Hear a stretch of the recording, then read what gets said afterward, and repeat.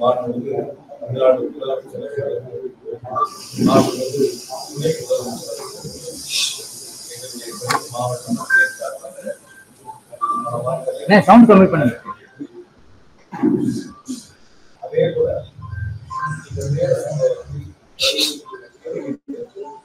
இந்த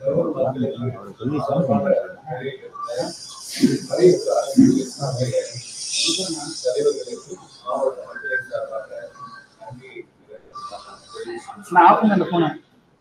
யாராலும் எந்த சூழ்நிலையும் ஏற்படுத்த முடியாத மிக மோசமான ஒரு நேர சம்பவம்.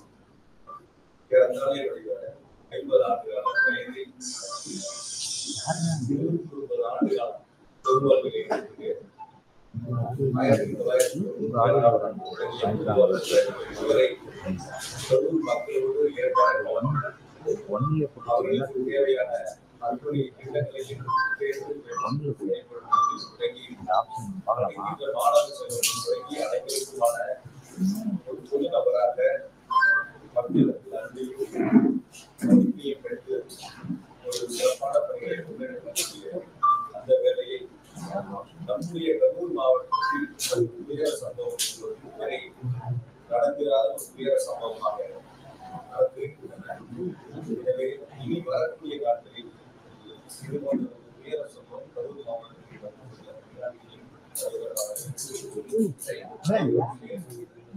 இதற்கான முயற்சிகளை நாம் முன்னெடுக்க கடந்த 3 நாட்களாக இந்த நிகழ்வில் பாதிக்கப்பட்டவர்களுக்கான உதவிகளை செய்வதிலும் அவருடைய இல்லங்களுக்கு செல்வது ஆறுதல் சொல்வதிலும் அவர்களுக்கு தேவையான ஏற்பாடுகளை செய்வதிலும் எங்களுடைய முழு கவனமும் அமைந்திருக்கின்றன. முதலமைச்சருடைய உத்தரவின் அடிப்படையில் தேவையான அனைத்து உதவிகளையும் அவர்களுக்கு முழுமையாக செய்து முதலில் 16 பேர் பாதிக்கப்பட்டிருந்தார்கள். அதன் பிறகு இறப்புகளுடைய எண்ணிக்கை 108 பேர் அந்த கூட்ட நெரிசலில் பாதிக்கப்பட்டு மருத்துவமனையில் சேர்க்கப்பட்டு சிகிச்சை முடித்து வீடு திரும்பியிருக்கிறார்கள். இப்போது 5 பேர் கரூர் மாவட்ட அரசு மருத்துவமனையிலும் 2 பேர் மதுரை அரசு மருத்துவமனையிலும் சிகிச்சை பெற்று வருகிறார்கள். விரைவில் அவர்களும் பூரண குணமடைந்து வீடு திரும்ப வேண்டும் என்று வேண்டுகிறேன். ஆகையால் இந்த ஒரு துயர சம்பவம் என்பது யாராலும் ஏற்றுக்கொள்ள முடியாத மிக மோசமான ஒரு துயர சம்பவமாக அமைந்திருக்கின்றன. எனவே இந்த நிகழ்வில் கட்சிகள் பார்க்காமல் இயக்கங்கள் பார்க்காமல் அனைவரும் ஒன்று சேர்ந்து அந்த மக்களுக்கு உதவிய காரணமாக அவர்களுக்கு தேவையான இவற்றை செய்த ஒரு நிகழ்வாக அமைந்திருக்கின்றன. இது போன்ற ஒரு துயர சம்பவம் இனி எந்த காலத்திலும் எந்த சூழ்நிலையிலும் எந்த மாவட்டங்களிலும் நம்முடைய தமிழ்நாட்டில் நடந்திடக்கூடாது. அதற்காகத்தான் 3 நாட்கள் கழித்து உங்களை சந்திக்க வேண்டும். துயர சம்பவங்களில் இறந்தவர்களுக்கு இரங்கலையும் பாதிக்கப்பட்டவர்களுக்கு தேவையான உதவிகளையும் செய்து அவர்கள் பூரண குணமடைந்து இல்லம் திரும்ப வேண்டும் என்பதற்காகத்தான் இந்த பத்திரிகையாளர் சந்திப்பை நாங்கள் ஏற்பாடு செய்தோம். அவைகள் அவருடைய வீடியோல மற்ற இடத்துல அந்த கேன்சர் இந்த மாதிரியான சம்பவம் எங்கேயுமே நடக்கல. கரூர்ல மட்டும் ஏன்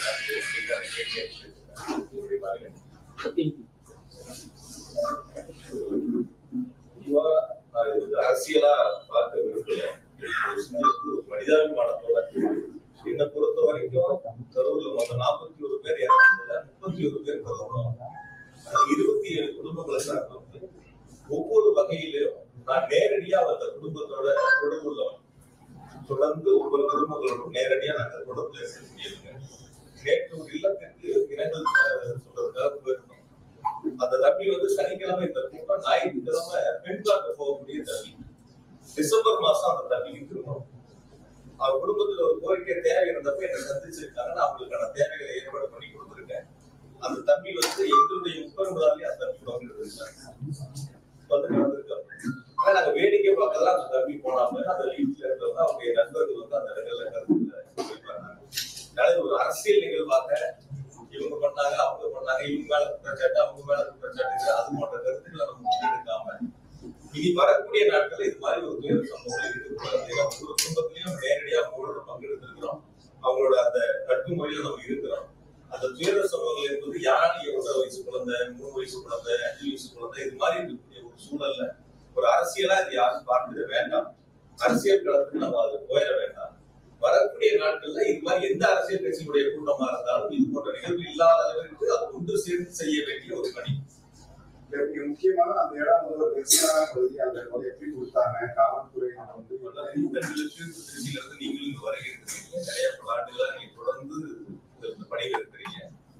அவங்க கேட்ட இடங்கள் வந்து முதல்ல லைட் ஹவுஸ், அதுல எவ்வளவு பேர் நிக்கலாம் நீங்க சொல்லுங்க. லைட் ஹவுஸ் ஜங்ஷன்ல அது ஒரு டர்னிங் பாயிண்ட், அந்த இடத்துல திரும்புற இடம் தான். அந்த திரும்புற இடங்கள்ல லைட் ஹவுஸ் காரணத்துல எவ்வளவு பேர் நிக்க முடியும்? பத்திரிகை நீங்க தான் சொல்லணும்.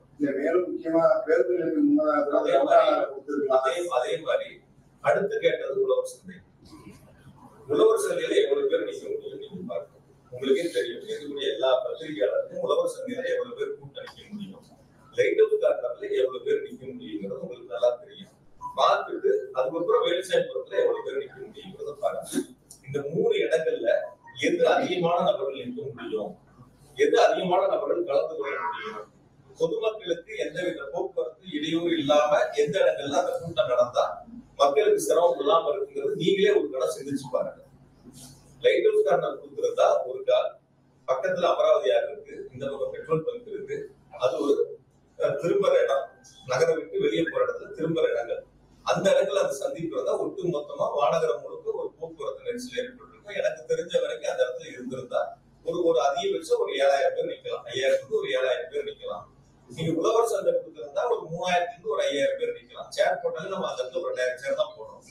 அது மாதிரிதான் கூட்டங்கள் ஏற்பாடு பண்ணலாம். பொதுவா ஒரு அரசியல் கட்சி கூட்டம் நடத்துறதுங்கிறது நாங்க நடத்தும் போது 1000 பேர் கலந்துக்கிட்டா அதுக்கான இடத்தை தேர்வு செய்யணும், 5000 பேர் கலந்துக்கிட்டா 80 அடி ரோட்ல போடணும்னு முடிவு எடுக்கணும்.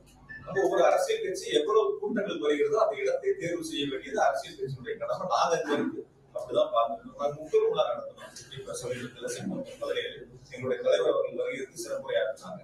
அப்ப எவ்வளவு பேர் வருவாங்க? நாங்க ஒரு 2 லட்சம் பேர், ஒரு 2 லட்சம் பேர் வருவாங்க எதிர்பார்த்தா 2 லட்சம் பேர் வந்தாங்க.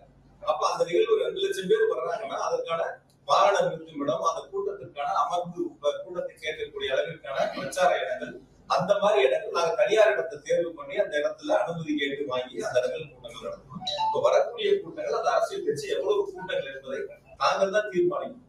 அனுமதி கேட்கும் போது நாங்க 1000 பேர் கலந்துக்கிறேன் சொல்லுவதும் 2000 பேர் கலந்துக்கிறதும் ஓரளவுக்கு காவல்துறை அதை தீர்மானிக்கிறாங்க, எவ்வளவு பேர் வருவாங்கிறத தீர்மானிக்கிறாங்க. அதுக்கான பாதுகாப்பு காவல்துறை கொடுக்குறாங்க.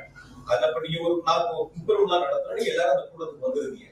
அங்க வரக்கூடிய குடிநீர் பாட்டில் தொடங்கி பிஸ்கெட்ல இருந்து என்ன அவங்களுக்கு தேவையோ, ஒரு வேலை யாராவது சுகர்ல இருந்தா கூட அவங்களுக்கு தேவையான வசதி அங்க ஏற்பாடு செய்யப்பட்டதை நீங்க பாத்தீங்க. அது குறையா சொல்லுங்க, யாருமே பத்திரிகைகளை குறைகளா எடுத்துக்கிறாங்கன்னா நீங்க இதே வேலுசாமிபுரத்துல சம்பவம் அடுத்த நாள் பாத்தீங்க. எனக்கு தெரிஞ்ச ஒரு 1000-2000 செருப்புகள் அங்க இருக்கு. ஒரு எம்பி தண்ணி பாட்டில் தான் ஒண்ணு அதை இருந்துச்சு. நீங்க யாரும் பாருங்க, ஒரு குடிச்சா தண்ணி பாட்டில் எம்பி பாட்டில் கீழே தானே கிடக்கும், செருப்பு எப்படி கீழே கிடச்சா அதுதான் இருக்கும். வந்திருக்கக்கூடியவங்களுக்கு ஒரு குடிநீர் ஏற்பாடோ அவங்களுக்கு தேவையான ஒரு பிஸ்கட்டோ அவங்களுக்கு தேவையான வசதிகள் செய்வது அந்தந்த அரசியல் கட்சியினுடைய அவங்கதான் ஏற்பாடு செய்யணும். யாரு கூட்டம் நடத்துறாங்களோ அவங்கதான் ஏற்பாடு செய்யணும். இதை நான் குறைகளா சொல்லி திரும்பவும் சொல்றேன், அது குறைகளா சொல்லல. அவர்கள் அந்த இடத்துல அதை செய்திருக்க வேண்டும். தண்ணி வசதி தான் 11 மணிக்கு கூட்டம் அப்படின்னு சொல்றாங்க, இல்ல 12 மணிக்கு பேசுறதா பொதுச்செயலாளருடைய பேட்டி நீங்களே பத்திரிகையிலேயே தொலைக்காட்சியிலேயே போட்டுருக்கீங்க. 12 மணிக்கு நடக்க வேண்டிய கூட்டங்கள் 11 மணிக்கு வருகிறது. 10 மணில இருந்து வர ஆரம்பிச்சாங்க. என்ன பொறுத்த வரைக்கும் நான் கேட்ட வரைக்கும் விசாரித்த வரைக்கும் 4 மணிக்கு அந்த இடத்துல ஒரு 5000 பேர் இருப்பாங்க அப்படின்னு தான் பொதுவான கருத்து. சில பேர் உங்ககிட்ட கூட நானும் பேசினேன், எவ்வளவு பேர் இருக்காங்க கேட்கும்போது கூட நீங்க சொன்னீங்க 4000 ஒரு 5000 பேர். அப்ப அந்த குறித்த நேரத்துல அந்த கூட்டங்கள் நடந்திருந்தாலும் அல்லது 12 மணிக்கு சொல்லி ஒரு 4 மணிக்கு நடந்திருந்தாலும் இது கொண்ட ஒரு அசம்பாதம் நடந்திருக்காது அப்படிங்கிறது பொதுமக்களுடைய கருத்தா இருக்கு. சனிக்கிழமை கரூர் சம்பள நாள், 5 மணிக்கு டெக்ஸ்ல வேலை முடிச்சு சம்பளம் வாங்கக்கூடியவங்க, வேலைக்கு போறவங்க, ஒரு பில்டிங் வேலைக்கு போறவங்க, கொத்தனார் சித்தால் வேலைக்கு போறவங்க கூட 5 மணி 6 மணிக்கு முடிச்சுட்டு சம்பளம் வாங்கிட்டு வீடுகளுக்கு செல்லக்கூடியவங்க அந்த இடத்துல பெருந்தரலா வருகின்றாங்க அப்படிங்கிறது பொதுமக்களுடைய கருத்தா இருக்கு. எனவே அந்த ஏற்பாடுகள் என்பது காவல்துறை பாதுகாப்பு கொடுக்கும், அரசு கேட்கக்கூடிய இடங்கள் கொடுக்கும். நான் இன்னும் கூட கொஞ்சம் நீங்க வெளிப்படையா பிராக்டிகலா பத்திரிகையாளர்கள் நீங்க இது மக்களுக்கு சொல்ல வேண்டிய கடமை போயிட்டு இருக்கு. இப்ப அரசு கொடுக்க வேண்டிய இடங்கள் எவ்வளவு, எந்தெந்த இடங்கள், அந்த இடங்கள்ல கேட்கும் போது அரசு கொடுக்குது. நீங்க கூட அரசியலா கூட சில நேரங்கள் எடுத்துக்கிறாங்க, இந்த இடங்கள் கேட்டா கொடுக்கல, அந்த இடங்கள் கேட்டா கொடுக்கல அப்படின்னு கேட்க சொல்ல அரசு ஒரு அரசியலா பண்ண ஆரம்பிக்கிறாங்க. அப்ப கேட்கக்கூடிய இடங்கள் நம்மளுடைய தலைவர் பேசக்கூடிய வரக்கூடிய மக்களுக்கு போதுமான இடமான யார் தீர்மானிக்கும்? அந்த அரசியல் கட்சிகள் தான் தீர்மானிக்கும். நாங்க தீர்மானிக்கிற உட்பிரிவுல 2 லட்சம் பேர் வந்தாங்கன்னா இந்த இடம் போதுமானது தனியார் இடத்துக்கு போறோம். அது மாதிரி அந்த அரசியல் கட்சிகள் தான் இடங்களை தேர்வு செய்கின்ற பொழுது இந்த இடம் சரியா வருமா, அரசாங்கத்துல இருக்கக்கூடிய காலி இடங்கள்ல ஏற்கனவே அனைத்து கட்சி கூட்டம் போட்டு அந்த கூட்டத்துல தீர்மானிக்கப்பட்ட 11 இடங்கள்ல அனுமதிக்கப்பட்ட இடங்கள்ல அனுமதி கேட்பது கொடுக்குறாங்க. அதனால இது குறைகளா நான் சொல்லல, குற்றச்சாட்டு தான் சொல்ல. இனி வரக்கூடிய நாட்களையாவது இந்த எல்லா அரசியல் இயக்கங்களுமே இது போன்ற தவறுகள் வராத அளவிற்கு சரி செய்து கொள்ளலாம். மாற்று கட்சியினர் கூட்டத்துக்கு வந்துட்டாங்க அப்படின்னு சொல்லிட்டு செருப்புலாம் எப்படி வீசுவாங்க தலைவர் மேல, ஜெனரேட்டரை யார் ஆஃப் பண்ணுவாங்க, மின்சாரம் துண்டிக்கப்பட்டது, முக்கியமா ஆபாச வார்த்தைகள் நிறைய ஆடியோ எல்லாம் வருது. அப்படி ஒரு மாதிரி மாற்று கட்சியினர் எல்லா தொலைக்காட்சிகளும் லைவ்ல வச்சிருக்காங்க. ஆங்கில தொலைக்காட்சிகள், தமிழ் தொலைக்காட்சிகள் உட்பட எல்லா லைவ்ல இருக்கு. சில சோசியல் மீடியாவும் யூடியூப் சேனல் வரைக்கும் எல்லாரும் லைவ்ல இருக்கு. அப்படி ஒரு சம்பவங்கள் அங்க இருந்திருந்தா உங்க கண்ணுல உங்க லைவ்ல எதிர்படாம இருந்திருப்பாங்க. வெளிப்படையா பேசுது.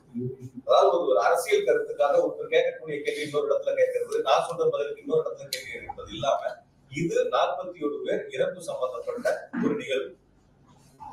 பொதுவா ஒரு 100க்கும் மேற்பட்டோர் பாதிக்கப்பட்ட ஒரு நிகழ்வு, ஒரு துயர சம்பவம். அப்ப நம்ம நாட்டு மக்களுக்கு எந்த இடங்கள்ல தவறு இருக்குன்னு சொல்ல வேண்டிய கடமை பத்திரிகை தொலைக்காட்சியிலே இருக்கு. இப்ப நீங்க எல்லாரும் அந்த இடத்துல லைவ் வச்சிருக்கும் போது ஜெனரேட்டர் ரூம்ல போய் யார் ஆஃப் பண்ணிருப்பாங்க? அந்த இடத்துல நடக்கக்கூடிய இடங்கள்ல அப்படி இருக்கக்கூடிய ஒரு 10,000 பேர், 15,000 பேர், 20,000 பேர், 25,000 பேர் இருக்கணும். அவ்வளவு பெரிய கூட்டங்களுக்குள்ள போய் நீங்க சொல்ற மாதிரி ஒருத்தரோ 5 பேரோ 10 பேர் அது மாதிரி ஒரு அசாதாரண சூழ்நிலை உருவாக்க முடியுமா? பிராக்டிகலா யோசிப்பாங்க.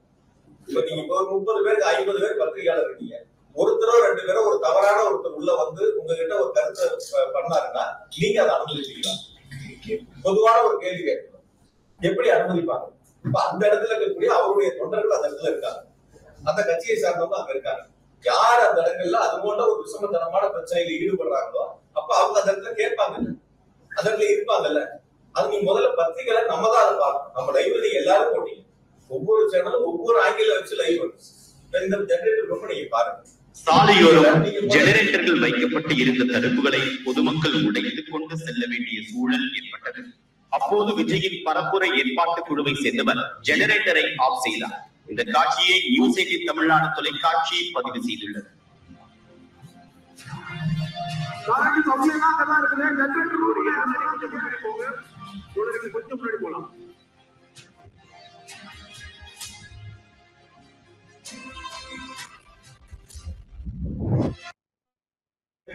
சுற்றி பாதுகாப்பா தகர வச்சு அடைச்சிருக்காங்க. வெளியில கூட்ட நெரிசல் ஏற்படுகின்ற பொழுது அதை தாங்க முடியாம அந்த கும்பல் அந்த தடுப்புகளை உடைச்சு உள்ள வர்றாங்க. உள்ள வரும்போது அந்த ஜெனரேட்டர் அவங்க யார் அந்த ஜெனரேட்டர் ஏற்பாடு பண்ணாங்களோ, இன்னும் கூட நான் விளக்கமா சொல்றேன். இந்த ஜெனரேட்டர் ஆஃப் ஆகும்போது கூட ஸ்ட்ரீட் லைட் ஆஃப் ஆகும். இந்த ஜெனரேட்டர் ஆஃப் ஆகும்போது என்ன ஆகுதுன்னா அவங்க கூடுதலா போட்ட லைட் இருக்கு இல்லையா, அது மட்டும் தான் ஆஃப் ஆயிடும்.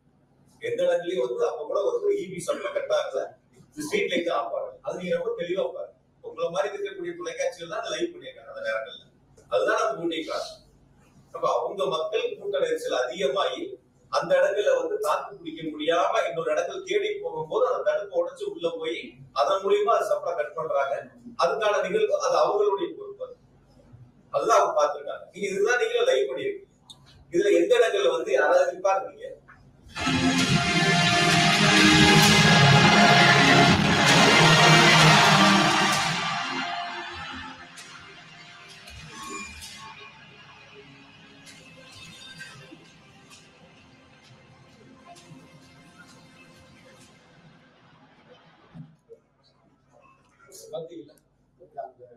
கட்சியோட தலைவர் மேல செருப்பு வீசுவது அதுவும் அவர் சொல்லிட்டாரு. இதுவரைக்கும் 5 இடத்துல இது போன்ற நிகழ்வுகள் ஏற்படாது. அந்த வீடியோ நான் பார்த்தவரை, நான் கேள்விப்பட்டவரை, அவருடைய எல்லா தொலைக்காட்சியிலையும் வந்த செய்திகளை பார்த்து என்னிடம் சொன்னவரை பாதிக்கப்பட்ட தம்பிகள் இருக்காங்க. பாதிக்கப்பட்ட ஒரு தம்பி தலையில கையை வச்சு கையை நீட்டி தனக்கான உதவிகளை கேட்கிறார். பார்த்திருக்கீங்க, ஒரு தம்பி தண்ணி பாட்டு கூட கீழே கேட்கிறாங்க. அதை தொடர்ந்து பேச்சு போயிட்டு தன்னுடைய கவனத்தை ஈர்ப்பதற்காக அது போன்ற சம்பவங்கள் பேச்சினுடைய துவக்கத்திலே இருக்கு. அந்த சம்பவங்கள் நடந்து சிலருடைய கொஞ்ச நேரங்கள்ல தான் தண்ணி பாட்டில் அவங்களே எடுத்து கொடுக்குறாங்க. கேட்டப்ப அவங்களுடைய கவனங்கள் போகல. அதன் பிறகு ஒருத்தர் போய் சொல்லிதான் தண்ணி பாட்டில் அதுக்கப்புறம் எடுத்து கொடுக்குறாங்க. அது நீங்க பார்த்துருக்கீங்க. அந்த நீங்க அந்த லைவ்லயும் பாத்தீங்க, சில சேனல்ல அந்த லைவும் போட்டிருக்கீங்க. அதோட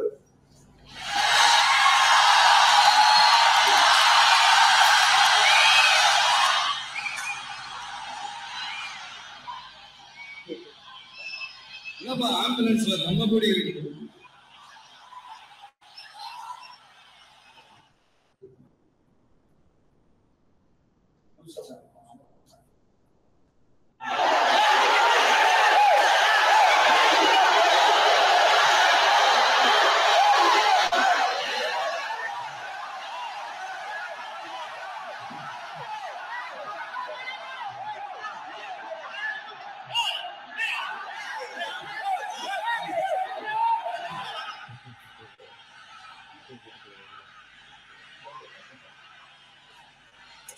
கொஞ்சம் கொஞ்சம் வழி விட்டு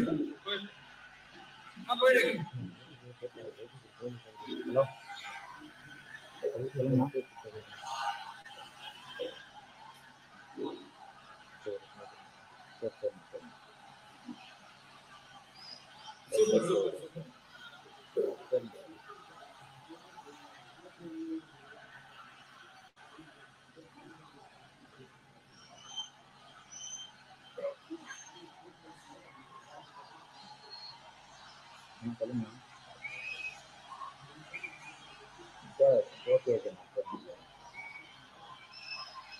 ஆம்புலன்ஸ்ல நம்ம கூடி இருக்கு.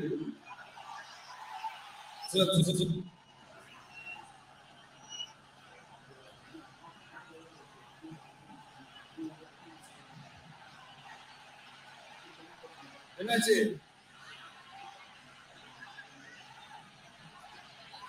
தண்ணி கொடுங்க, தண்ணி போட்டு தண்ணி போட்டு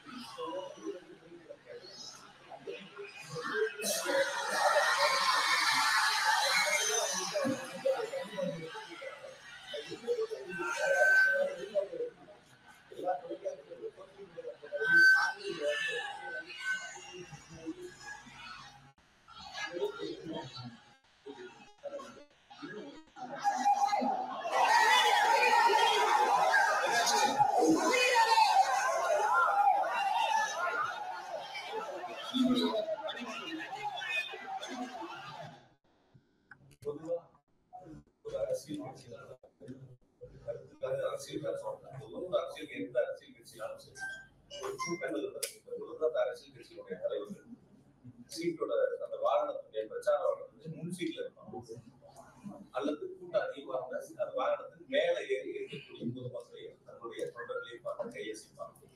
ஆனா இந்த கூட்டத்தில் நடக்குது, நீங்க எல்லாருமே லைவ் ஏறதால கூட்டத்துக்கு ஒரு 500 பேருக்கு முன்னாடியே வாகனத்துக்கு ஸ்பீட் போட்டாச்சு, லைட்டா முன்சீட்ல தான் எல்லாரும் உட்காரவங்க கையசிப்பாங்க, மேல இருந்து கையசிப்பாங்க. இது வழக்கமான அரசியல் தலைவர்கள் செய்யக்கூடிய ஒரு நிகழ்வு. ஆனா இது அது நேர்மாறா வந்து அந்த 500 மீட்டருக்கும் ஏறத்தால் அந்த வாகனத்துக்கு செல்வதற்கு 1 மணி நேரம் ஆயிடுச்சு. 1 மணி நேரம் அதை கடந்து செல்வதற்கான சூழல் உருவாயிடும். அந்த இடங்கள்ல கூட எனக்கு சொன்ன வரைக்கும் காவல்துறை வந்து கூட்ட நெரிசல் அதிகமா இருக்கு. கொஞ்சம் முன்னாடியே வாகனத்துல முன்பகுதியில நின்று அங்கிருந்து நம்ம திருக்கம்பி ரவுண்டானால இருந்து கையெழுத்திருந்தாலோ அல்லது மேல இருந்து கையெழுத்திருந்தாலோ அந்த இடங்கள்ல இது போன்ற கூட்ட நெரிசல் வந்திருக்காது அப்படிங்கிறது பொதுவான மக்களுடைய கருத்து. ஆக எல்லா இருக்கக்கூடிய மக்களும் கூட்ட இடத்திற்கு வர வேண்டும் என்பதற்காகவே இது போன்ற ஒரு நிகழ்வு ஏற்பட்டதா என்பது பொதுமக்களுடைய ஒரு சந்தேகமா. தன்னை பார்க்க வேண்டியவங்க எல்லாரும் பொதுமக்கள் அந்த பொதுக்கூட்டம் நடக்கக்கூடிய இடங்களுக்கு வந்தாதான் சரியா இருக்கும். அது வரைக்கும் முன்சீட்ல இருக்கக்கூடியவங்க அந்த கூட்டத்துக்கு 500 மீட்டருக்கு முன்னாடி ஏன் வந்து வண்டிக்கு வாகனத்துக்கு உள்ள போகணும், ஸ்பீட் போகணும், லைட்டா பண்ணணும்? இது ஒரு பொதுவான எதிர்மறையான கேள்விகள் இருக்கு. நான் இருக்கக்கூடிய பத்திரிகையாளர் எல்லாத்துக்கும் தொடர்ச்சியா எங்களுடைய இயக்கத்தின் சார்பில் பத்திரிகையாளர் சந்திப்பு நடத்தினாலும் இது மாதிரி கேள்விகள் இருக்கு. சோசியல் மீடியால இது போன்ற கேள்விகள் இருக்கு. இதுவரைக்கும் யாராவது இந்த கூட்டம் நடத்தின அரசியல் கட்சியினுடைய தலைவர்கள், 2ஆம் கட்ட தலைவர்கள், அடுத்த நிலையில் இருக்கக்கூடியவங்க யாருக்கிட்டையாவது ஒரு கேள்வி ஒன்றும் முன் வச்சிருக்கணும், இல்ல அவங்களால அதுக்கான விளக்கங்கள் சொல்ல முன் ரெண்டும் எதுவுமே இல்லை. ரவுண்டானால அவர் மேல பஸ் மேல ஏறி அவரு பார்த்துட்டுதான் போனாரு அப்படின்னு அந்த வீடியோ கூட ரவுண்டானா வரைக்கும் முன் வச்சு நின்றவங்க, மேல நின்றவங்க டவுன்டானால ஒரு இடங்கள்ல மேலேறி கையை காட்டிட்டு கீழே போறாங்க. டவுன்டானா முடிஞ்சதுக்கு அப்புறம் கூட்ட அரங்கத்துக்கு போற வரைக்கும் ஏன் உள்ள போனதுதான் பொதுமக்களுடைய கேள்வி. அப்ப அந்த வழிநெடுகள் இந்த 500 மீட்டர் தூரத்துக்கு நின்றவங்க முன் சீட்ல இருந்திருந்தாலோ மேல இருந்திருந்தாலோ அங்கேயே பார்த்துட்டு அப்படியே போயிருப்பாங்க. கூட்டத்துக்குள்ள வந்திருக்க மாட்டாங்க. கண்ணோட வந்த 3,000-4,000 பேர் கூட்டமும் சேர்த்து உள்ள வரும்போதுதான் இது போல நெரிசல் ஏற்படுது. அது சில தினங்களுக்கு முன்பா அதிமுக கூட்டம் நடந்து ஒரு 15,000 பேர் வரைக்கும் அங்க கலந்துருப்பாங்க. அந்த கூட்டங்கள்ல எந்தவித பாதிப்புகளும் இல்லாம இருக்கு. அப்ப இந்த கூட்டங்கள்ல மட்டும் எப்படி பாதிப்புகள் வந்து வழக்கமா ஒரு கருத்து சொல்லுவாங்க. சகோதரர் கூட கேட்டாங்க, வழக்கமான ஒரு கருத்து சொல்லுவாங்க. நான் ரெகுலரா வண்டி ஓட்டுவேன், கார் ஓட்டுவேன். எல்லா நாளும் நான் வேகமா தான் போவேன். சில நாளா நான் கார் ஓட்டிட்டு இருக்கேன், நான் எல்லா நாளும் வேகமா தான் போவேன். ஒரு நாளும் ஆக்சிடென்ட் ஆகல. இன்னைக்கு மட்டும் எனக்கு எப்படி ஆக்சிடென்ட் ஆச்சுன்னு ஒருத்தர் கேட்கற மாதிரி இருக்கு. எல்லா ஊர்லயும் கூட்டம் நடக்கல, எந்த ஊர்லயும் நடக்கல, இந்த ஊர்ல மட்டும் ஏன் நடக்குங்கிற கேள்வி.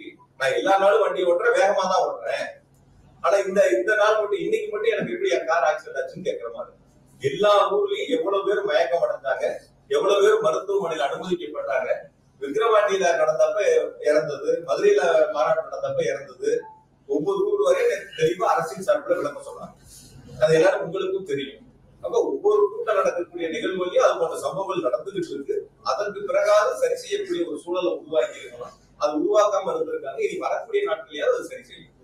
அதை செய்யல. ஆனா காவல்துறையினர் இவ்வளவு கூட்டம் அதிகமா வந்து அந்த இடத்துல அவ்வளவு சதுர கிலோமீட்டர் பரப்பளவுதான் இருக்கு. கூட்டத்தை தடுத்துருக்கலாம், யாரும் பண்ணல, அவங்களும் கூட தடுத்து. எல்லாரோட கேள்வியும் அதான். காவல்துறையினர் சொன்னது நீங்க கேட்டீங்கல்ல, 500 மீட்டருக்கு முன்னாடி அந்த வண்டி கூட்டம் ஆரம்பிக்கிற இடத்துலயே நிறுத்தி பேசலாம். ஓரளவுக்கு உள்ள போனா போதுமானது சொல்லி அவங்க கேட்கல. நீங்க அந்த இடங்கள் வரைக்கும் போகணுங்கிறத உள்ள போயே தீரணுங்கிறதுல அவங்க உறுதியா இருக்கும்போது காவல்துறை சொல்லி அவங்க கேட்கல. கேட்டிருந்தா இது ஒரு சம்பவங்கள் வந்திருக்காது. காவல்துறையினுடைய எந்த பேச்சையும் அவங்க கேட்காம வச்சிருந்தா, நான் இன்னும் கூட கொஞ்சம் சொல்றேன், விசாரணை இருக்கு, விசாரிச்சுட்டு இருக்காங்க. முழுசா நான் இது சம்பந்தமான கருத்துக்கள் சொன்னா விசாரணை கமிஷனுடைய அந்த விசாரணை என்பது பாதிப்பு இல்லாம, அதனால இது சம்பந்தப்பட்டது விசாரணை கமிஷன் முடியும். தெளிவா அவங்களுடைய விசாரணைகள் என்னங்கிறது முழுசா தெரிய வரும். அதனால அது சம்பந்தமான கருத்துக்களை சொல்றேன். இது கூட நேற்று எங்கிட்ட பேசும்போது ஒரு பத்திரிகையாளர் இடையில கட்சியில சந்திக்கும் போது ஒரு கருத்தை சொன்னாங்க. பேசும்போது உங்க பெயரை சொல்லும் போது அல்லது உங்களுடைய பத்தி பாட்டு பாடும் போது செருப்பு வீச்சு வந்துச்சுன்னா, அந்த மாதிரி ஒரு பாட்டு பாடும் போது ஒரு செருப்பு வீச்சு வந்துச்சுன்னா, நீங்க எல்லாரும் அந்த வீடியோ பாத்தீங்க. எத்தனை மணிக்கு மொத்தமே மேடையில இருந்து அந்த வாகனத்துல மேல இருந்து இருந்தது 19 நிமிஷம். அந்த வாகனத்துக்கு மேல இருந்து சைடு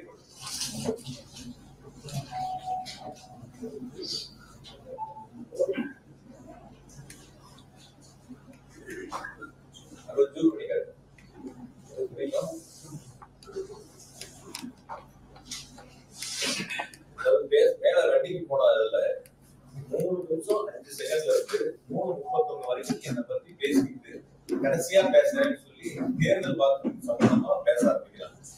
5:35க்கு கரூர் விமான நிலையத்தை பத்தி திரும்ப பேச ஆரம்பிச்சு பேச்சு 6 மணிக்கு மயங்கி விழுந்தக்கூடிய பகுதியில இருந்து முதல் செருப்பு அந்த செருப்பு பேசுறாங்க. பேச ஆரம்பிச்சு 6வது நிமிஷத்துல அந்த சம்பவம் நடக்குது.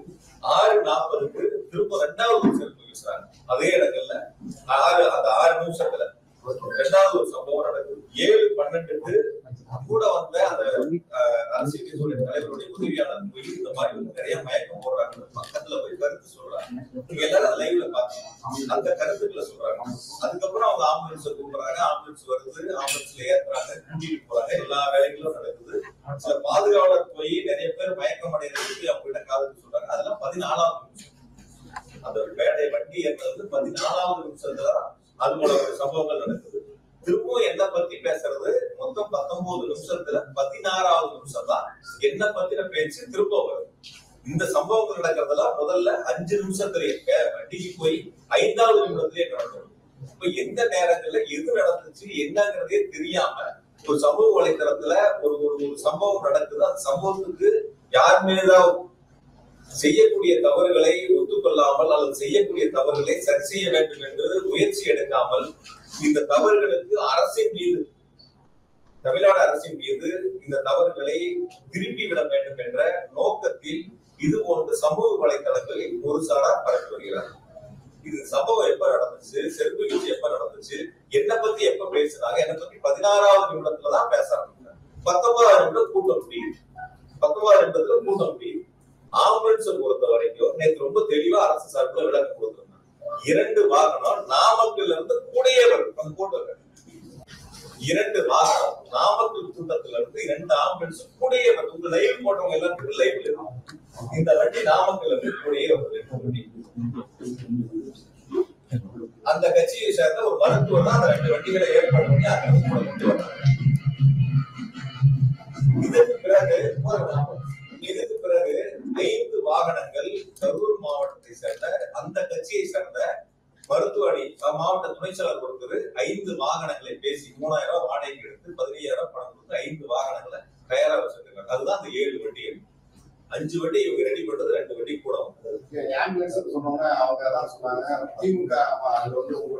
எந்த இடங்களிலும் யாராவது ஒருத்தர்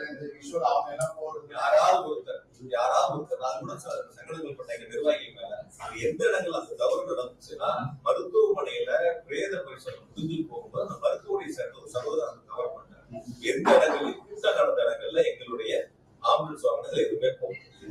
முதல் கால் படுறது மாற்று பாட்டில் வந்து மருத்துவ கல்லூரியில கல்லூரியோட கேட்கறாங்க.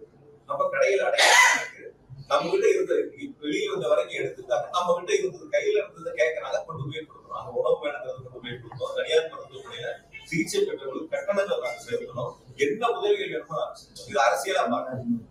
எங்க கட்சி எங்க தலைவர் சொல்லியிருக்காரு, ஒரு அரசியல் தலைவர் வந்து பாதிக்கப்பட்ட பொதுமக்களா இருந்தாலும் தொண்டரா இருந்தாலும் எந்த உயிரிழப்பையும் ஏத்துக்க மாட்டாங்க. அதுதான் அரசியல் தலைவர்.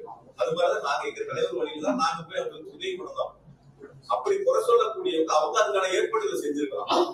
யாராவது குறை சொல்லி அரசியல் பேச நினைக்கிறவங்க அந்த வாட்டர் பாட்டில் ஏற்பாடு பண்ணிருக்கலாம். அவங்களுக்கு தேவையான உதவிகளை நான் செய்யற முன்னாடி நின்று நான் அவங்களுக்கு தேவையான உணவுகளை ஏற்பாடு பண்ணேன் யாராவது ஒருத்தர் சொல்லியிருக்கலாம். வெறுமனே வந்து பாக்குறங்கிறது ஒரு இதா இருக்கலாம். பட் அந்த மாதிரி குற்றச்சாட்டு சொல்லக்கூடியவங்க அவங்க அதுக்கான பணிகளை முன்னெடுத்து செஞ்சிருந்தாங்கன்னா அதுல நாங்கள் அதை ஏற்றுக்கணும்.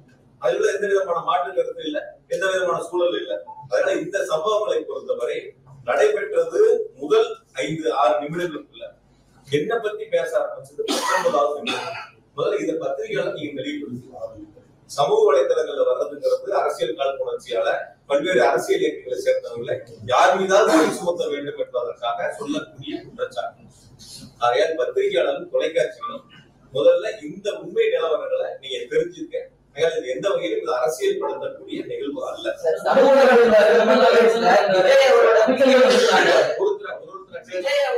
வீடியோல சொல்லியிருக்காரு சிஎம் சார் அப்படின்னு சொல்லி மென்ஷன் பண்ணி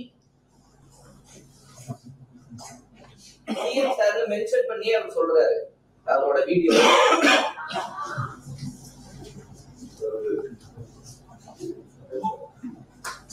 பாதிக்கப்பட்ட மக்களுடைய இல்லத்துல இருக்கிறார்.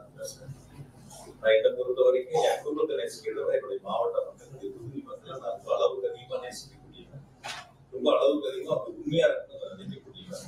அவங்களுக்கு தேவையான உதவிகளை செய்யணும் நினைக்கக்கூடியவன். படிப்பா இருந்தாலும், மருத்துவமா இருந்தாலும், ஒரு போட்டி தேர்வா இருந்தாலும், ஒரு விளையாட்டு போட்டிகளா இருந்தாலும் எல்லா சூழ்நிலையும் இன்னைக்கு கூட காலையில வந்து வீட்டுடைய கரூர் தொகுதியிலிருந்து ஒரு 30 மாணவ மாணவிகள் வந்து விமானத்துல முதல்ல பயணிக்கணும். 6வது 7வது 8வது படிக்கிறோம். ரவுண்ட் டேபிள் அது ஏற்படுத்தணும்.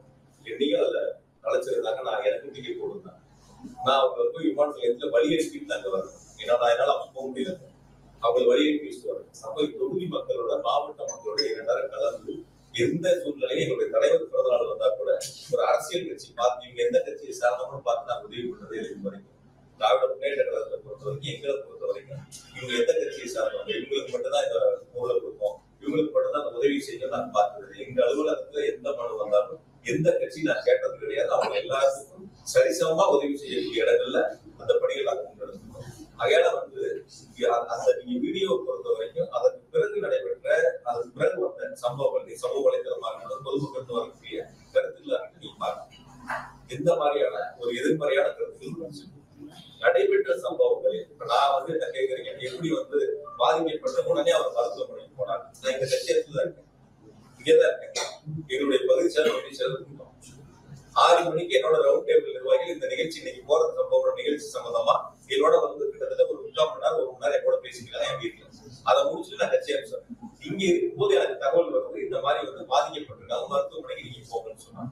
நான் இங்க இருந்து அமராவதி மருத்துவமனை போறதுக்கு எவ்வளவு நேரம், இங்க இருந்து இந்த அமராவதி மருத்துவமனைக்கு போறதுக்கு எவ்வளவு நேரம் சொல்லுங்க.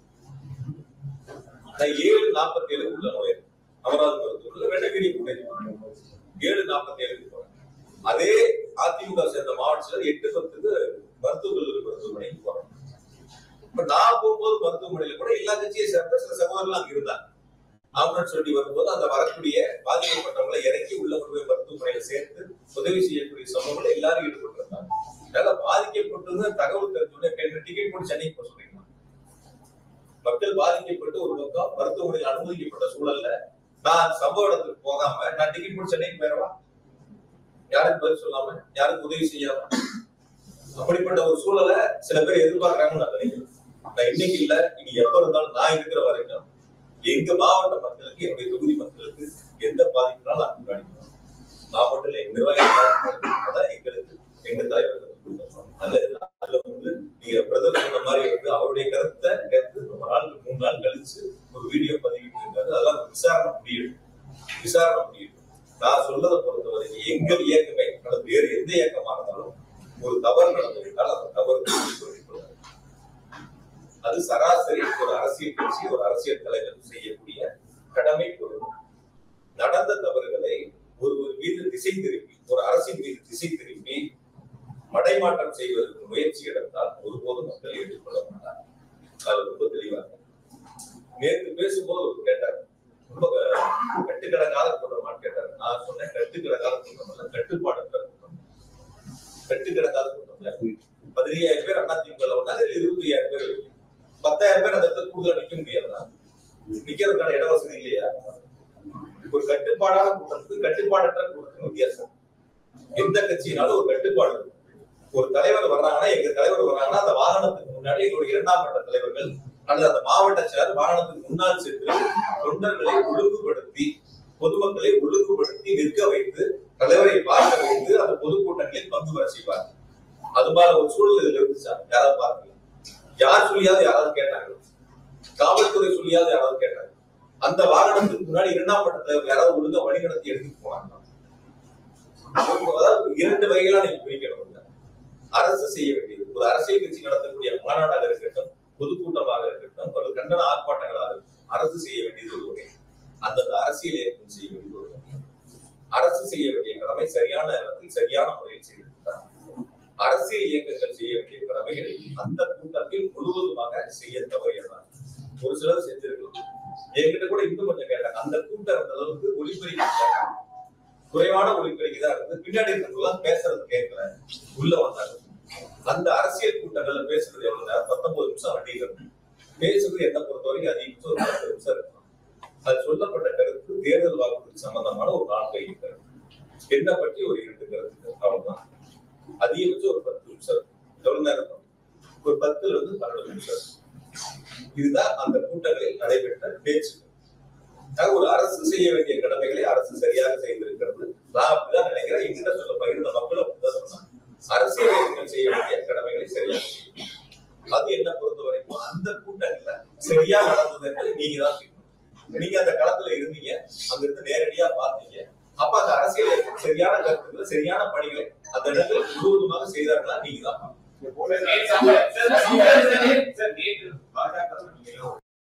டிரான்ஸ்லேட் பண்ணவர் கூட வேற ஒரு கருத்தை திணிக்க முயற்சிக்கிறாரு. பட் ஆனா அவர் அந்த கூட்டம் நடத்தின கட்சியை தான் சொல்றாரு. கூட்டம் நடத்தின கட்சி தான் சரியா ஏற்பாடு பண்ணலன்னு அவர் அந்த கருத்தை சொல்றாரு. ஆக எடுத்திருக்கக்கூடிய அந்த அவங்க உண்மை கண்டதுக்குள்ள அவங்க எடுக்கட்டும், கருத்துக்களை யாருனாலும் சொல்லி விசாரணை ஆணையத்துக்கு முன்பு அவங்களுடைய கருத்துக்களை சொல்லலாம். யாரு சைடு தவறு இருக்கு, என்ன தவறுகள் இருக்குங்கிறத அந்த விசாரணை ஆணையத்துக்கு முன்னாடி போய் அவங்க கருத்துக்கள் சொல்லட்டும். ஆணையம் இறுதியா முடிவெடுக்கும். இல்ல அரசியல் நான் சொல்லல, அரசியல் ரீதியான்னு சொல்லலாம். அவங்களுடைய கருத்துக்களை அவங்க கேட்கறாங்க. கேட்ட 2-3 பேர்த்துக்கிட்ட எனக்கு பார்த்த ஒரு கருத்து, அவர் அந்த அரசியல் கட்சி சரியா செய்யலன்னு சொல்றாங்க. இன்னொருத்தர் வேறு விதமான கருத்துக்களை சொல்லி இருக்கலாம். அந்த கருத்துக்களை விசாரணை ஆணையத்தில் சொல்லும் போது அதற்கான ஆவணங்களை அவங்க கேட்கும் போது கொடுக்குறாங்கன்னு வச்சுக்கங்களேன். சரியா தவறான விசாரணை ஆணையம் தானே முடிவெடுக்கும். அதுல விசாரணை ஆணையத்தினுடைய இதுல நாங்க எதுவும் தலையிட முடியாது இல்ல. இப்ப நான் சொல்ற கருத்து அது சரியா இருக்காது இல்ல. அதனால அவங்க விசாரிக்கப்பட்ட உண்மையை கண்டறிவுக்குள்ள எங்கெல்லாம் போக வேண்டியதெல்லாம் போகாம விட்டாங்க. இங்க வந்திருக்காங்க, பரவாயில்ல, வரட்டும், சந்தோஷம், வரவேற்போம். அவங்களும் உண்மையை கண்டறிஞ்சு ஆணையத்திட்ட சொல்லட்டும், விசாரிக்கட்டும்.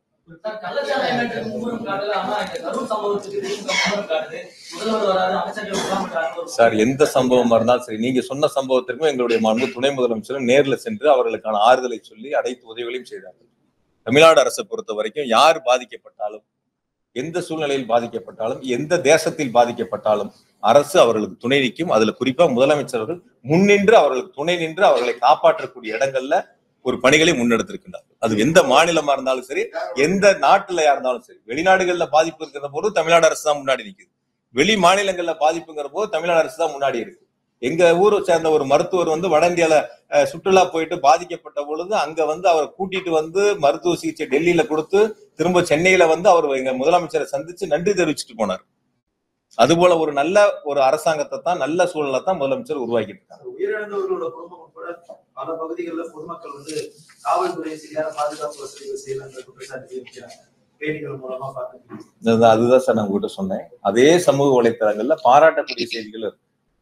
அதே சமூகம். நீங்க ஒரு செய்தியை மட்டும் பாக்குறீங்க, ஒரு செய்திகளை மட்டும் பாக்குறீங்க. சில அரசியல் இயக்கங்கள் தவறுதலாக அரசின் மீது குற்றச்சாட்டுகளை முன்னெடுக்க வேண்டும் என்று ஒரு மனப்பான்மையோடு எடுக்கக்கூடிய ஒரு சில செய்திகளை மட்டும், உங்களுக்கு தேவையான செய்திகளை மட்டும் எடுத்துக்கிறீங்க. அதே சமூக வலைத்தளங்கள்ல பாராட்டி எவ்வளவு பேர் பதிவிட்டு இருக்காங்க, அது நீங்க பாக்கணும்ல. இதுல எத்தனை பேர் இருக்காங்க, அதுல எத்தனை பேர் இருக்காங்கன்னு பாக்கணும்ல. பாராட்டக்கூடிய மக்கள், நீங்க 27 குடும்பங்களுக்கு நாங்க போனோம்ல, போன வரைக்கும் அவங்க எதுவும் குற்றச்சாட்டுகள் சொன்னாங்களா? 108 பேர் பாதிக்கப்பட்டு காயமடைஞ்சவங்க அவங்க எதுவும் குற்றச்சாட்டுகள் சொன்னாங்களா? அங்க இருக்கக்கூடிய மக்கள் நேர்ல போனவங்க எதுவும் குற்றச்சாட்டுகளை சொன்னாங்களா? நான் கூட இன்னைக்கு காலையில பேசும்போது என்னுடைய நண்பர் ஒருத்தர் கேட்டார், யாரோ ஒருத்தர் சமூக வலைத்தளத்துல பார்த்தேன் கத்தியில கிழிச்சிருந்தாங்கன்னு சொல்லிட்டு. நான் அதுக்கு கேட்டேன், நான் கத்தியில கிழிச்சிருந்தா அவங்க எந்த மருத்துவமனையில அனுமதிக்கப்பட்டாங்க? அப்ப அந்த சமூக வலைத்தள வரக்கூடிய செய்தி, ஒருவர் ஒரு பாதிப்பு, ஒரு ரத்த காயம் ஏற்படுகிறது, ஒரு கத்தியில கிழிச்சிடறாங்கன்னு சொன்னா ஏதாவது ஒரு மருத்துவமனையில், அரசு மருத்துவமனையோ தனியார் மருத்துவமனையோ ஏதாவது ஒரு இடத்துல ஒரு சிகிச்சைக்கு போயிருக்கணும்ல, போயிருக்கணுமா இல்லைங்களா? கைதான மாவட்ட செயலரோட மனைவியே சொல்றாங்க ஸ்ப்ரே அடிச்சாங்க அப்படின்லாம் அவங்களே ஸ்டேட்மெண்ட் கொடுக்குறாங்க. அதாவது 2 நாள் கழித்து அந்த ஸ்டேட்மெண்ட் எப்போ வருது? அன்னைக்கு பாதிக்கப்பட்ட அன்னைக்கு அதே மாவட்டத்துடைய மனைவி அந்த மருத்துவமனைக்கு வந்திருக்கலாம், பாதிக்கப்பட்டவங்களை பார்த்திருக்கலாம். 2 நாள் கழித்து தன்னுடைய கணவர் கைது செய்யப்படுகிறார் என்று தெரிந்தவுடன் அதற்கான கருத்துக்களை முன்னெடுக்கிறவங்க 2 நாட்கள் 3 நாட்கள் எங்க போனாங்க? நான் இன்னும் கூட கேட்கிறேன், சரி அப்படி சொல்லக்கூடிய அவருடைய மனைவி அதற்கான ஆவணங்களை நேரடியா விசாரணை கமிஷன்ல போய் சொல்லலாம். எந்த இடங்கள்ல நீங்க எல்லாரும் லைவ் போட்டீங்கல்ல, அப்படி யாராவது ஸ்ப்ரே அடிச்சிருந்தா அந்த லைவ்ல யாரோ ஒருத்தரோட லைவ்ல வரும்ல, உங்களுடைய லைவ்ல ஏதோ ஒரு சேனல் லைவ், ஏதோ ஒரு யூடியூப் லைவ்ல ஏதோ ஒரு இடங்கள்ல இருக்கும்ல, அது மாதிரி இருக்குல்ல. ஒரு தம்பி ஒருத்தர் பேசுவார் பாருங்க, அந்த வீடியோ போடுங்க. அவங்க அங்க ஆதாரங்களை கொண்டு போய் கொடுக்கட்டும், விசாரணை ஆணையம் விசாரிக்கட்டும். இந்த சம்பவங்களை பாருங்க. இது உங்களை மாதிரி ஒரு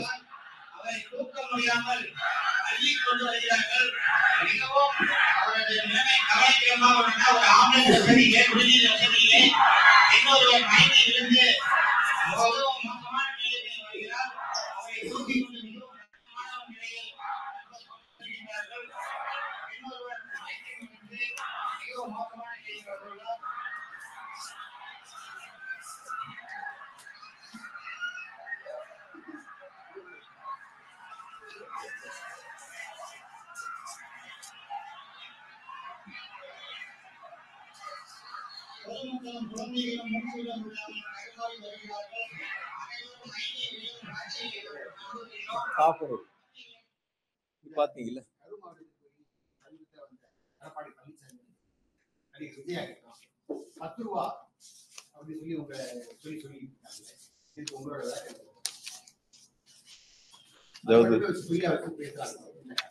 அதாவது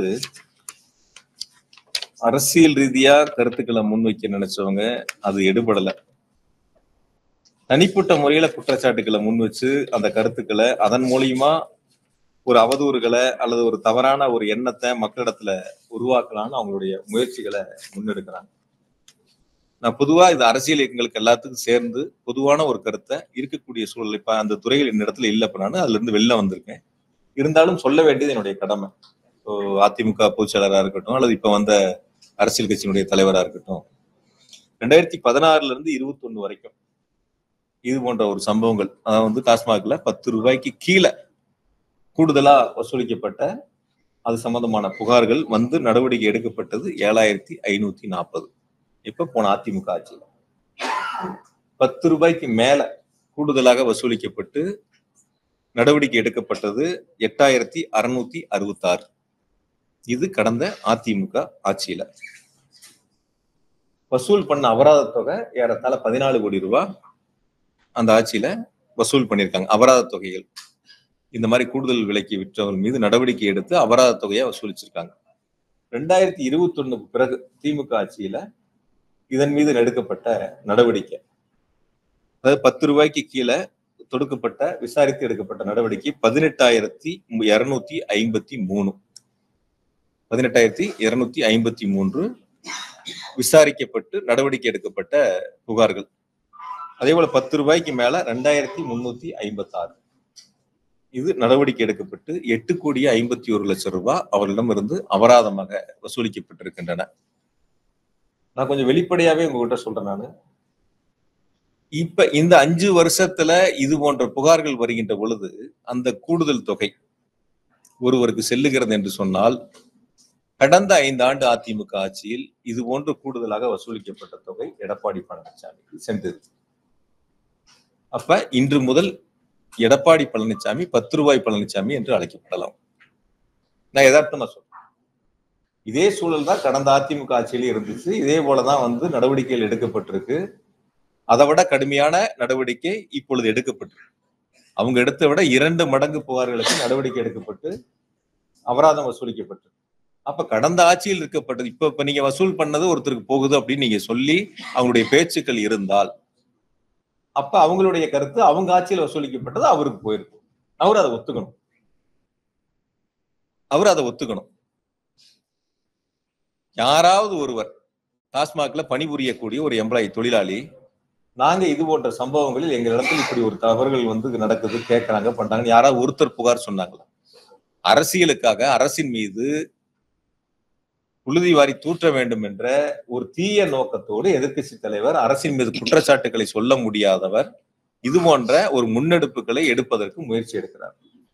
எனக்கு தெரியும், என்னை பத்தி என்னுடைய மக்களுக்கும், என்னுடைய தொகுதி மக்களுக்கும், மாவட்ட மக்களுக்கும் நான் எப்படிப்பட்டவன் என்று, எப்படி மக்களிடத்தில் பழகுகிறேன் என்று என்னுடைய தலைவருக்கு தெரியும். என்னுடைய குணங்கள் என்ன, என்னுடைய செயல்பாடுகள் என்னன்னு சொல்லி இவர் எனக்கு சான்றிதழ் கொடுக்க வேண்டியதில்லை. இவர் அப்படி இருந்தா இவரே வழக்கு தாக்கல் செய்யலாம். இது போன்ற தவறுகள் நடக்குது, இவரே வழக்கு தாக்கல் செய்யலாம். அதுக்கு நீதிமன்றம் நடவடிக்கை எடுக்கும். அதை விட்டுட்டு பொதுவெளியில உண்மைக்கு மாறா தவறான ஒரு செய்தியை அவதூறு பரப்பக்கூடிய இடங்கள்ல அவர் முன்னெடுப்பாரு. அதுக்கு இன்னொரு அரசியல் கட்சி முன்னெடுக்கும். அதுக்கு ஒரு பாட்டு பாடுவாங்க. இதுல ஏதாவது ஒரு சம்பவம் தெரியுமா? அந்த பாட்டு பாடினவர் ஏதாவது இது மாதிரி இப்படி ஒரு சூழல் கீழே இருக்குன்னு ஏதாவது தெரியுமா? போன 5 வருஷம் என்ன நடவடிக்கை எடுத்தாங்கன்னு தெரியுமா? இந்த 5 வருஷம் என்ன நடவடிக்கை எடுத்திருக்குன்னு நேற்று பாட்டு பாடின அரசியல் தலைவருக்கு தெரியுமா?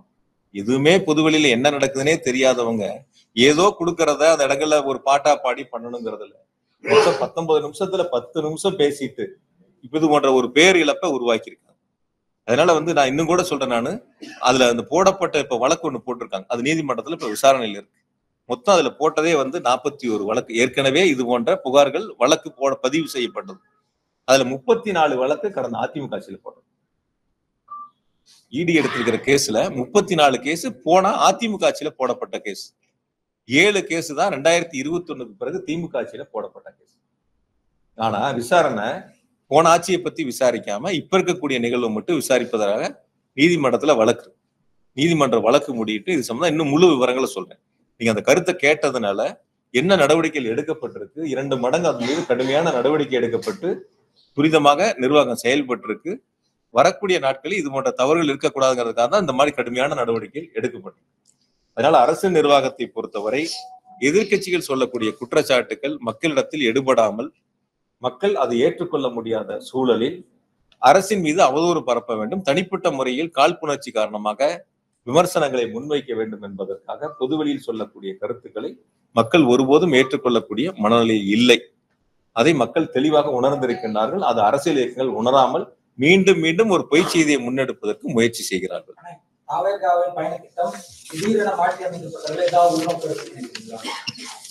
நிறைய பேர் இப்ப கேள்வி கேட்டப்ப கூட சொன்னேன் நானு, இது நீங்க அவங்க கிட்ட கேட்கணும். ஏங்க திடீர்னு தள்ளி வச்சீங்க, ஏங்க 7 மணி நேரம் லேட்டா வந்தீங்க, 12 மணிக்கு பேசுறாருன்னு சொல்லி 3 மணிக்கு காவல்துறையில கடிதம் கொடுத்தீங்க, 7 மணி நேரம் காலதாமதம் எதனால 1 மணி நேரம் வாகனத்துக்கு உள்ள போய் அமர்ந்துகிட்டீங்க, எதனால லைட் ஆஃப் பண்ணீங்க, ஏன் கூட்ட நெரிசலுக்குள்ள வண்டியை கொண்டு போய் கட்டாயப்படுத்தி உள்ள கொண்டு போய் நிறுத்துனீங்க, கூட்ட நெரிசலுக்கு முன்னாடியே நிறுத்தி இருக்கலாமே, கூட்டம் ஆரம்பிக்கும் போதே சீட்டு வண்டியோட முன் சீட்லயோ அல்லது மேலேயே நின்று பொதுமக்களை பார்த்து கையாட்டி இருக்கலாமே, கையெச்சரிக்கலாமே, இதெல்லாம் ஏன் செய்யலன்னு அவங்கள பார்த்து கேட்க வேண்டிய கேள்வி, அதற்கு பதில் சொல்ல வேண்டிய கடமை பொறுப்பு அவங்களுக்கு இருக்கு.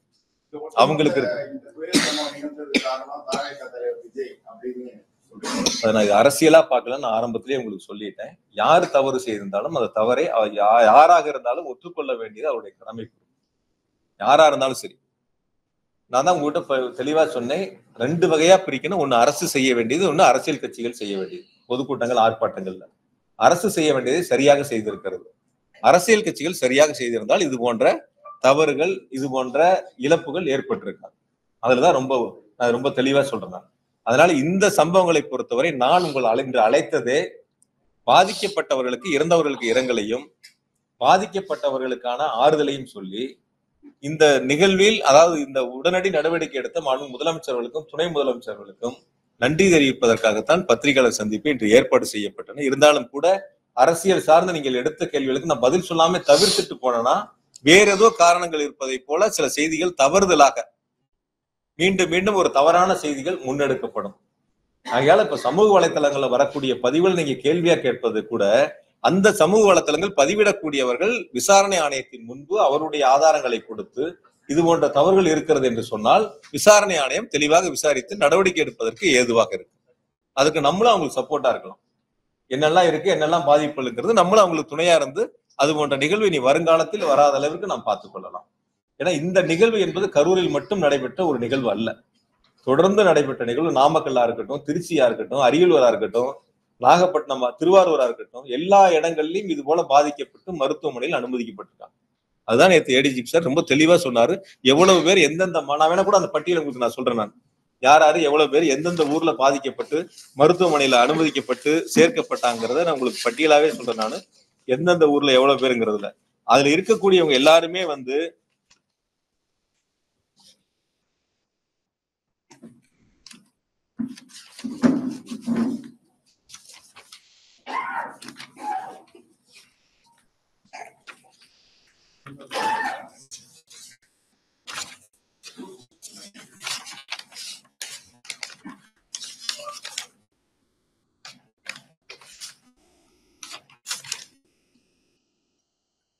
நாமக்கல்ல 45 பேர் பாதிக்கப்பட்டு மருத்துவமனையில சேர்க்கப்பட்டது. நாமக்கல்ல 45. இப்படி திருவாரூர் தொடங்கி மதுரையில இருந்து உயிரிழப்புகள் வரைக்கும் தொடர்ந்து நடந்திருக்கு. அப்ப இது போன்ற ஒரு பாதிப்புகள் ஏற்படுறது எல்லா ஊர்லயும் நடந்தது. எந்த ஊர்லயும் நடக்கல. நான் தான் ஆரம்பத்திலேயே சொன்னேன். சார் நீங்க இல்ல சார், நீங்க தான் சார் செய்திகள் போடுறீங்க. நீங்க தானே செய்தி பிரேக்கிங் நியூஸே போடுறீங்க. இன்னும் கூட உங்ககிட்ட கொஞ்சம் வெளிப்படையா சொல்லட்டுமா? ஒரு அரசியல் கட்சி குழந்தைகள் அழைச்சிட்டு வர வேண்டாம்னு ஒரு செய்தி போடுறாங்க, ஒரு அறிக்கை கொடுக்குறாங்கன்னு வச்சுக்கோங்க. ஆனா அந்த தொலைக்காட்சியில் நீங்க என்ன பண்றீங்க? குழந்தைகளை தூக்கி தோல்ல வச்சிருக்கிறது, குழந்தைகள் மேல மப்ளர் கட்டி இருக்கிறது, இதெல்லாம் ரொம்ப பெருசா மிகைப்படுத்தி இன்னும் கூட உங்ககிட்ட நான் வெளிப்படையா கேட்டேன். ஒரு அரசியல் கட்சி தலைவர் வீட்டுல கிளம்புறதுல இருந்து கூட்ட மேடைக்கு வர்ற வரைக்கும் பொதுவா நீங்க லைவ் போறீங்க, அது உங்களுடைய பொறுப்பு. நீங்க போட்டுக்கிறீங்க, வேண்டாம்னு சொல்லலாம். அது குறிப்பிட்ட நேரத்துக்கு அவங்க வந்தாங்களா, எத்தனை மணிக்கு அனுமதி கேட்டாங்க, எத்தனை மணிக்கு வந்தாங்க, என்னங்கிறது அந்த செய்திகளே அந்த நேரங்களில் யாருமே போடல. பொதுவா 1-2 தவிர அந்த செய்திகளைத்தான் முன்னெடுக்க பாத்தீங்களே தவிர, அந்த குழந்தைகள் இருக்கிறத பெருசா காட்டுறதுக்கு தான் முன்னெடுக்க பாத்தீங்களே தவிர, இன்ச்சு பை இன்ச்சா நகர்ந்து வாங்கணும்னு சொல்லி போட்டீங்க. நடந்துல உருண்டுகிட்டு போனா கூட இன்ச்சை விட வேகமா போலாம். ஆனா அந்த வண்டிக்கு முன்னாடி எவ்வளவு நடந்து போனாங்கன்னு பாத்துருப்பீங்க. ஒரு தேர் திருவிழால கூட இன்னும் கொஞ்சம் வேகமா போவாங்க. அந்த வண்டிக்கு முன்னாடி நடந்து போனவங்க எப்படி போனா நீங்க லைவ்ல எல்லாரும் பாத்தீங்க. இன்ச்சு பை இன்ச்சா போகுது. 100 பேர் நின்ற இடங்கள்ல பல்லாயிரக்கணக்கான வரவேற்பு நின்னான்னு போட்டிருந்தாங்க சில தவிர. அதுக்கப்புறம் நான் பாத்தேன். அதுதான் நம்ம இல்ல போனதா சொல்றதுனால போனப்போ போலீஸ் அதனாலதான் எல்லாம் ஃபுல் டிராபிக் ஜாம் ஆயிடுச்சு, பெங்களூர் ரோடு எல்லா ரோடுமே. அதனால நீங்க உள்ள இருங்க அப்படின்னு சொல்லி எந்த இடங்கள்லயும் காவல்துறை அது போன்று அறிவுறுத்தப்படவில்லை. இது மாதிரி எந்த இடங்கள்லயும் காவல்துறை நீங்க உள்ள இருங்கன்னு யாரும் சொல்லல. காவல்துறை சொன்னது ஒன்னே ஒண்ணு, அந்த கூட்ட நெரிசலா இருக்கு, உள்ள போக வேண்டாம், வாகனங்களை உள்ள எடுத்துக்கிட்டு போனா இன்னும் நெரிசல் அதிகமாகும், அதனால முன்னாடியே நிறுத்தி பேசலாம் தான் அவங்க சொன்னாங்க. காவல்துறை நீங்க உள்ள போங்கன்னு எந்த இடங்கள்லயும் யாரும் சொல்லவில்லை. அப்படி ஒரு தகவல் இது வரைக்கும் இல்லை. இருந்திருந்தா நிச்சயமா அப்படி ஒரு கேள்வி முன்வைக்கப்பட்டது. அதனால நீங்க தொலைக்காட்சிகளா இருந்தாலும், லைவ் பண்றவங்களா இருந்தாலும், சோசியல் மீடியாவா இருந்தாலும் இருக்கக்கூடிய சூழலை யதார்த்தமாக சொல்ல வேண்டியது நம்முடைய கடமை பொறுப்பு. தம்பி கூட கேட்டாப்ல இந்த மாதிரி வருதுன்னு சொல்லி. பாசிட்டிவ் 100 இருக்கு, நெகட்டிவ் 10 இருக்கு. அந்த நெகட்டிவ் அரசின் மீது, காழ்ப்புணர்ச்சிகரமாக சொல்லக்கூடிய கருத்துக்களா கூட இருக்கலாம், அல்லது ஒன்னு ரெண்டு அது சரியா கூட இருக்கலாம். சரியா இருக்கக்கூடிய கருத்துக்களா இருந்தா நீ விசாரணை ஆணையத்துல முன் வச்சு இது போன்ற இருக்குது, வரக்கூடிய காலங்கள்ல அது எல்லாரும் சேர்ந்து சரி செய்வதற்கான முயற்சிகள்